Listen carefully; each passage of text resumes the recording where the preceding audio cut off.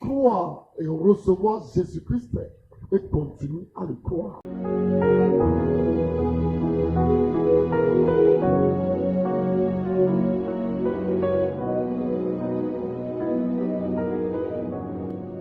Beaucoup pensent que si je crois à Jésus, c'est fini. Et beaucoup sont dans cette logique. Et quand vous leur posez la question, ils vont me répondre, je crois à Jésus. Ce n'est pas encore mauvais. Croire à Jésus est une étape fondamentale. Parce que quand on ne croit pas à quelqu'un, on ne peut pas l'accepter. Et on ne peut pas recevoir non plus. Et vous allez comprendre tout à l'heure que les démons même croient que Jésus ou Dieu existe. Mais il ne peut pas le recevoir. Donc si tu t'arrêtes seulement à croire à Jésus, tu n'as pas dépassé le niveau des démons. C'est pourquoi il faut le recevoir. Quand Christ habite dans un cœur, quand Christ est dans une vie, les fruits seront différents. C'est pourquoi, bien aimé, il est fondamental de croire à Jésus. Mais il faut le recevoir. Comme ton Seigneur et Sauveur, il faut qu'il habite ton cœur. Il faut qu'il habite dans ta vie. Il faut qu'il soit Seigneur dans ta vie. Alors qu'est-ce que l'évangile de Jean nous dit? L'évangile selon Jean chapitre 1 et le verset 12. À tous ceux qui l'ont reçu, à ceux qui croient en son nom, elle a donné le pouvoir de devenir enfant de Dieu. Ils n'ont pas seulement cru, mais ils l'ont reçu aussi. C'est pourquoi on leur a donné le pouvoir de devenir enfant de Dieu. Ils n'ont pas seulement cru, mais ils l'ont reçu. Et Christ a commencé à vivre dans leur cœur. C'est pourquoi quelqu'un pourra dire, ce n'est plus moi qui vis, c'est Christ qui vit en moi. Mais comment se fait que Christ vit en lui? C'est parce qu'il a cru, il a reçu. C'est pourquoi Christ habite en lui. Christ, c'est la vie que Dieu veut donner à l'humanité. C'est pourquoi nous devons le croire. Il n'y a pas un autre merci. Croire, c'est bon. Mais pourquoi s'arrêter là-bas? Jacques au chapitre 2 et le verset 19. Tu crois qu'il y a un seul Dieu, tu fais bien. Les démons le croient aussi. Et ils t'en. Donc quand tu crois que Jésus est Seigneur, quand tu crois qu'il y a un seul Dieu qui s'est révélé par Christ, qui s'est donné à l'humanité par Christ, tu ne fais pas mal, tu fais bien.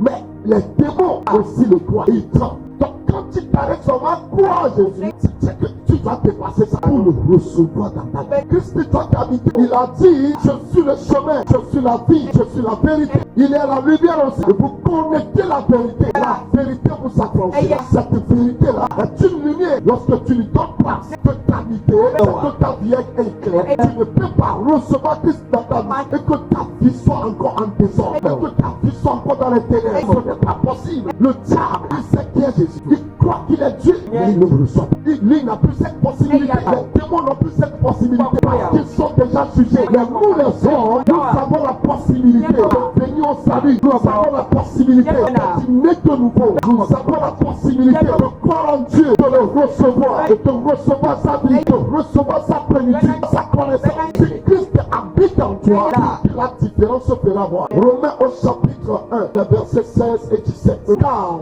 je n'ai pas honte de l'évangile. C'est la puissance de Dieu pour le salut de quiconque croit. Du juif premièrement, puis du grec. Parce qu'en lui est révélée la justice de Dieu par la foi et pour la foi. Selon qu'il est écrit, le juste vivra par la foi. C'est par l'évangile. Dieu a tant aimé le monde, il a donné son fils unique, afin que quiconque croit en lui ne périsse point, mais qu'il ait la vie éternelle. L'évangile, c'est que Christ est donné pour nous. Il est mort pour nous. Il est ressuscité pour nous, afin que quiconque croit en lui et le reçoit, obtient le salut de Jésus. Paul dit, je n'ai pas honte de cet évangile, parce que l'évangile habite en moi. Je n'ai pas honte de prêcher l'évangile, car c'est la puissance de Dieu qui sauve quiconque croit. Et c'est par ce Christ-là que nous avons obtenu la justice de Dieu, car il est écrit, le juste vivra par la foi. Donc par la foi, croyant en Jésus, on le reçoit en soi et le Saint-Esprit le forme en toi. Là où Jésus est Seigneur, les démons fléchissent et ils quittent, ils s'en vont. Mais quand tout le temps la vie de quelqu'un est malmenée par la présence d'un esprit qui vient coucher avec lui, tout le temps c'est la preuve que Jésus-Christ n'habite pas encore ce corps. Lorsque Philippe prêchait l'évangile, la Bible dit qu'il a prêché Christ à Samarie. Les démons fuyaient, les esprits impurs fuyaient, quittaient les corps. Pourquoi les esprits impurs quittaient les corps? Parce que ceux qui ont cru en l'évangile, cet évangile qui est Christ lui-même, ceux qui l'ont reçu, ceux qui ont cru en cet évangile, ont donné place à Christ dans leur vie. Quand la parole rentre dans une vie, cette parole qui est une lumière, chasse les ténèbres. C'est pourquoi les démons fuyaient, les démons quittaient leur corps. Il y avait quelqu'un aussi qu'on appelle Simon, ce n'est pas Simon Pierre, c'est un autre Simon. Il est de Samarie, il croyait aussi, mais son corps là n'était pas donné à Jésus. Il était dans la foule jusqu'à ce qu'on le baptise. Mais quelques jours après, son comportement a montré qu'il n'a pas donné donné son cœur à Jésus. Pierre l'a dit, suscité par le Saint-Esprit, il dit, je sens un pied la mer en toi. Et les pensées de ton cœur ne sont pas correctes.